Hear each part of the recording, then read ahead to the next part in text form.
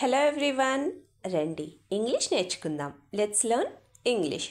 Friends, నేను చేసే videos కనుక మీకు నచ్చినట్టయితే వీడియోని లైక్ చేసి ఛానల్ని సబ్స్క్రైబ్ చేసుకోండి.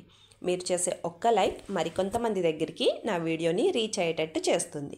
అలానే మీరు చేసే ఒక్క సబ్స్క్రిప్షన్ నన్ను ఒక స్టెప్ ముందుకు వెళ్ళేటట్టు చేస్తుంది. సో ఫ్రెండ్స్, మర్చిపోకుండా వీడియోని లైక్ చేసి ఛానల్ని సబ్స్క్రైబ్ చేసుకోండి. ప్రీవియస్ వీడియోలో నేను చూపించిన ఇమేజ్ పొట్లకాయని ఇంగ్లీష్లో స్నేక్ గర్డ్ అని అంటారు. మరి ఈ వీడియోలో నేను చూపిస్తున్న ఇమేజ్ ఒక ఎమోజీ కమ్ లెటర్. ఈ రెండింటిని కంబైన్ చేసి చూస్తే ఒక కంట్రీ నేమ్ వస్తుంది. ఆ కంట్రీ నేమ్ని కామెంట్ సెక్షన్లో కామెంట్ చేసి చెప్పండి. ఈ వీడియోలో మనం ఆఫీస్ రిలేటెడ్ సెంటెన్సెస్ అంటే ఆఫీస్కి సంబంధించిన కొన్ని తెలుగు సెంటెన్సెస్ని మనం ఇంగ్లీష్లో ఎలా చెప్పాలో ఈ వీడియోలో చూద్దాం. First sentence of this video, ఈ నైట్ షిఫ్ట్లు చేయలేకపోతున్నాను. ఈ సెంటెన్స్ని ఇంగ్లీష్లో ఎలా చెప్పాలి అంటే I'm not able to do this night shifts. I'm not able to do this night shifts అంటే ఈ నైట్ షిఫ్ట్లు చేయలేకపోతున్నాను అని అర్థం. మరి ఈ సెంటెన్స్కి సంబంధించిన 2 ఎగ్జాంపుల్ సెంటెన్సెస్ ఇప్పుడు చూద్దాం. First one, my health is not good because of night shifts అంటే ఈ నైట్ షిఫ్ట్ల వల్ల నా ఆరోగ్యం బాలేదు అని అర్థం. Second example, I'm not feeling well because the shifts are keep changing.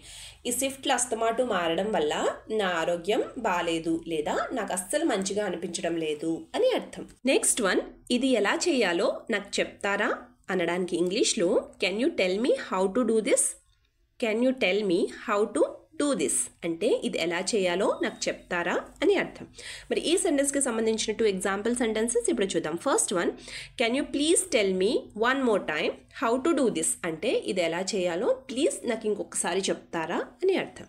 Second example, can you please tell me how to send this file అంటే please నాకు ఈ ఫైల్ని ఎలా సెండ్ చేయాలో ఒకసారి చెప్తారా అని అర్థం. నెక్స్ట్ వన్, నాకు మీటింగ్ ఉంది, త్వరగా వెళ్ళాలి. ఈ సెంటెన్స్ని ఇంగ్లీష్లో ఎలా చెప్పాలి అంటే I have a meeting and I have to go soon. I have to go soon అంటే త్వరగా వెళ్ళాలి. So I have a meeting and I have to go soon అంటే నాకు మీటింగ్ ఉంది, త్వరగా వెళ్ళాలి అని అర్థం.